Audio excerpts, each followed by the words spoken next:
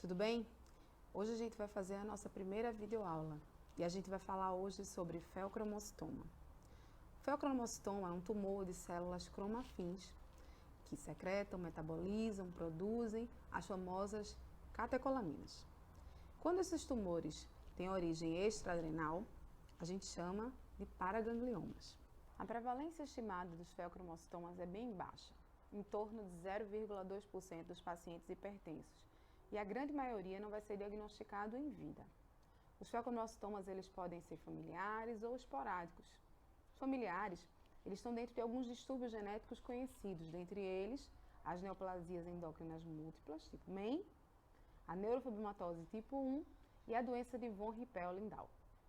É muito importante investigar a feocromocitoma em pacientes hipertensos, em particular nos pacientes que têm uma hipertensão mais difícil de tratar por alguns motivos especiais. Dentre eles, porque feocromocitoma pode ser uma causa curável de hipertensão. O segundo, porque o feocromocitoma pode matar.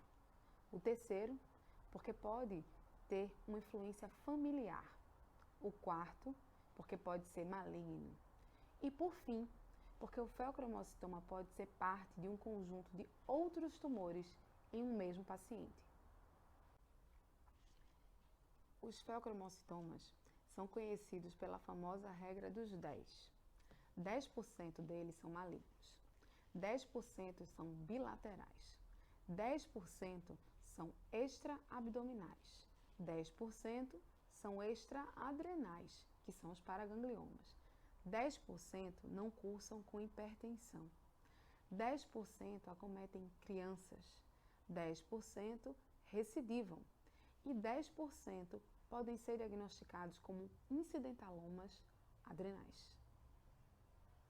A tríade, reconhecida como tríade clássica de paroxismos do feocromocitoma, engloba a cefaleia, em 80% dos pacientes, sudorese e palpitação. Esses sintomas, eles frequentemente acontecem em crises e são acompanhados de picos hipertensivos. Então, em relação ao diagnóstico do feocromocitoma, devemos levar em consideração os aspectos clínicos, o diagnóstico laboratorial e a avaliação da localização do tumor a partir de exames de imagem. Para o diagnóstico clínico, vale lembrar que alguns aspectos relacionados ao tumor especificamente são importantes. Dentre eles, o tipo de catecolamina liberada, que se traduz como sintomas específicos, o tamanho do tumor também. Afinal, tumores grandes podem metabolizar dentro deles mesmos as catecolaminas e isso pode se traduzir de forma a minorizar os sintomas, enquanto que tumores pequenos, em particular menores do que 50 gramas, podem ser mais sintomáticos por terem um padrão de secreção mais acima. Em relação ao diagnóstico clínico, levamos em consideração características relacionadas à hipertensão arterial, aos paroxismos, como já citamos, e a outros sintomas possíveis para os tumores. Em relação à hipertensão arterial, vale lembrar que ela é geralmente persistente, de difícil controle, ou seja, habitualmente ela é tratada com diversos medicamentos. Mas 10% dos pacientes com feocromocitoma podem ser normotensos.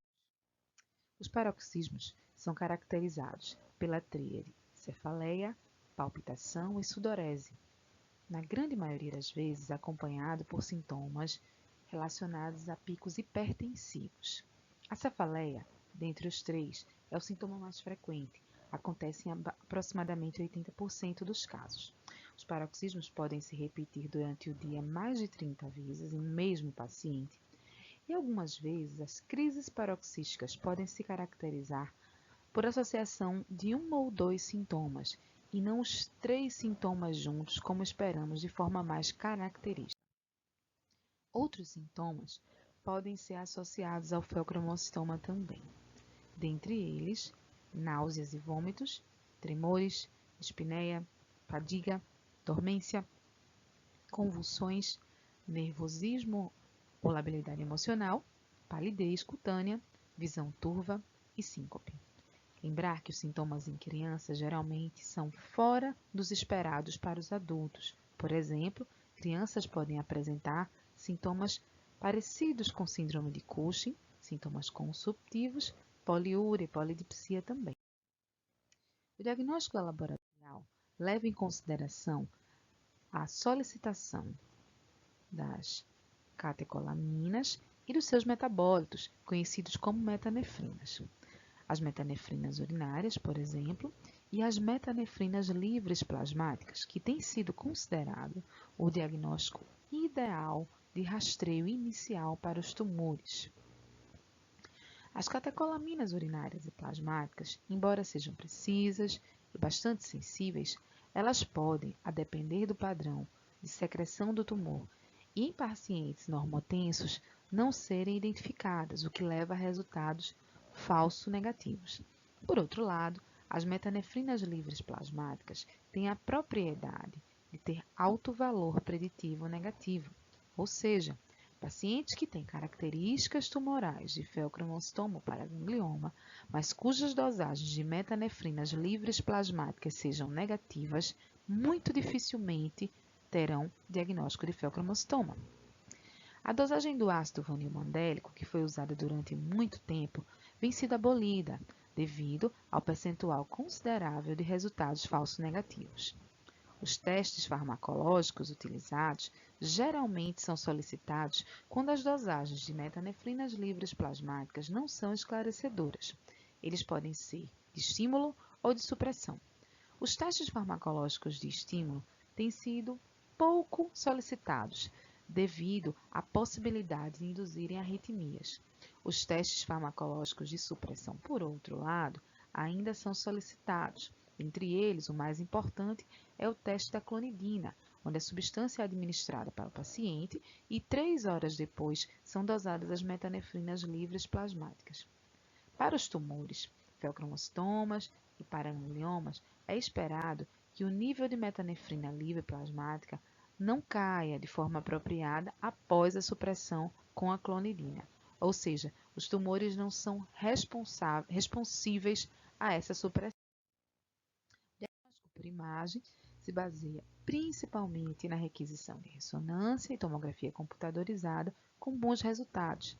Ambos os exames são sensíveis para a localização de massas adrenais. A ressonância magnética apresenta a vantagem de não necessitar solicitar contraste, até porque o contraste poderia induzir uma crise paroxística. A cintilografia, por outro lado, tem a vantagem de, por varrer o corpo inteiro, poder localizar massas extraadrenais. Vale lembrar que o MIBG tem afinidade pelas células cromafim. O tratamento dos feocromostomas é cirúrgico, é exérese do tumor, que deve ser bem localizado quando a suspeita é de paraganglioma. De preferência, o paciente deve ser submetido a um tratamento pré-operatório para estabilização de sintomas e controle da hipertensão com o objetivo de reduzir a mortalidade pós-operatória. Esse tratamento pode ser feito à base de alfa-bloqueadores. No pós-operatório, a preocupação é com a hipotensão e com a hipoglicemia. Por isso, a necessidade dos pacientes serem extremamente bem monitorados no pós-operatório. Para os pacientes com os tumores retirados, 75% deles, a hipertensão é completamente resolvida. Para os outros, existe uma melhora do nível pressórico, controle da hipertensão feito com menos drogas do que no período em que existiu o feocromocitoma. Daí a necessidade de tratar muito bem tratado. Para os pacientes com câncer, o prognóstico é um pouco mais reservado, mas a chance de cura